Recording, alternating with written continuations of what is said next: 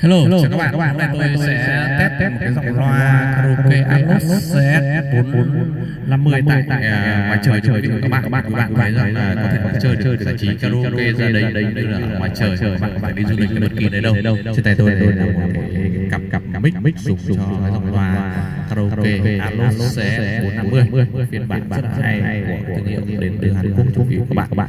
Bây giờ các bạn hãy cùng tôi test karaoke của dòng này xem nó thế nào.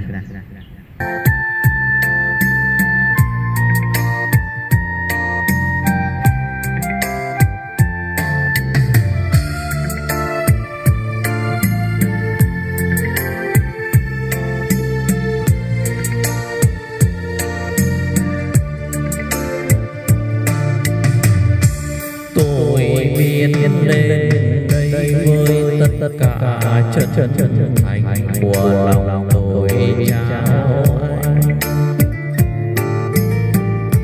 Ngày lão đã quen nhau vì chung ước đời mình cho trao nhau,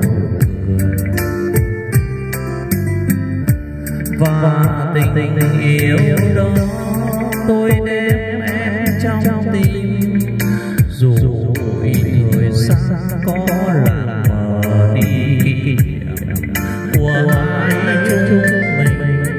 Tôi cũng không bao giờ, tôi không bao giờ quên anh, cho đến hôm nay mới nước lỡ em nào mình mềm lòng xa. Còn đâu những đêm anh dịu tôi lối về buồn kể nhau nghe chuyện tình mình lại chết như lao thu rơi. Đường trần môi tôi lạnh lùng ôm kỷ niệm của hai chúng mình. Ngơ ngác trong đêm trường tôi chưa vơi yêu thương, như lúc chia đôi cầm tay chưa nói hết bao nhiêu niềm thương của tuổi xuân vừa tròn. Xa nhau mấy người không buồn không nhớ xót xa cho tình yêu. Lối tim xa xôi ngày xưa anh nói vẫn yêu anh nghìn năm, vẫn đợi anh trọn đời. Nhưng nay rồi hai người hai đôi lúc đêm buồn không ai.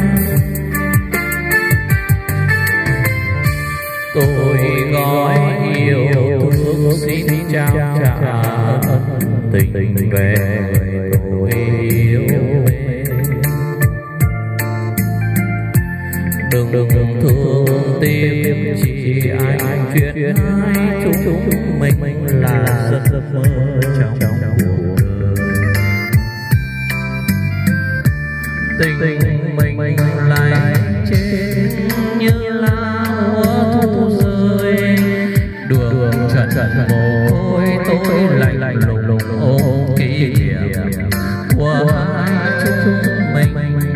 Tuy đã xa nhau rồi nhưng không bao giờ quên anh. Karaoke về dòng loa Atmos CS450 loa karaoke để giải trí tại gia đình trong và ngoài trời trong dịp hè này. Bạn mang đi du lịch bất kỳ nơi đâu. Tại chúng ta luôn chào đón quý vị các bạn. Cảm ơn các bạn quan tâm theo dõi video của tôi ngày hôm nay. Xin chào tạm biệt và hẹn gặp lại.